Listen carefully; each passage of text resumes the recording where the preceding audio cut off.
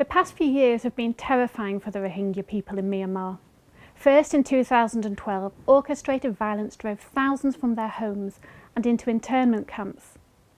And then, over the following years, we saw a number of targeted attacks and severe persecution, making life for them almost impossible, so that thousands were driven out to sea into the hands of traffickers. In October 2016, the Myanmar military began a clearance operation in the area of Maungdaw, where many of the Rohingya were still living, under the pretext of securing the area from insurgents. But they didn't target insurgents. Instead, they burnt down entire villages, pulled young boys out of their homes and shot them dead in front of their parents. They sealed off the entire area to stop aid getting in and to keep the media out. They arbitrarily arrested at least 500 Rohingya men and boys, tortured them and held them without access to legal representation. Some of them, we know, have died in custody due to torture.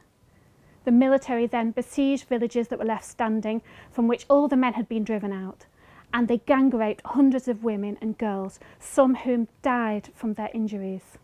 At the height of the atrocities, they brought in 2 helicopters to round up the people like sheep and herd them from one village to another. At this time, many were shot dead, including very old and even little babies. Others were brutally slaughtered and thrown onto fires.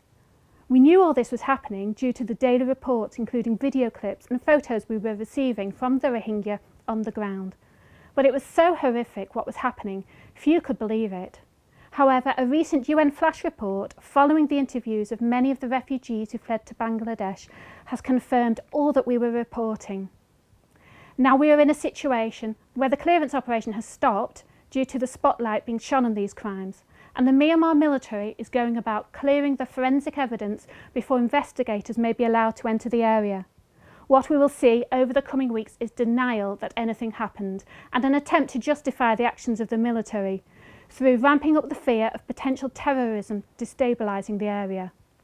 And then we will see the military further stoking up communal tension and ethnic clashes so that they can further militarise the area in order to pursue their development objectives and secure their investments in the state of Rakhine.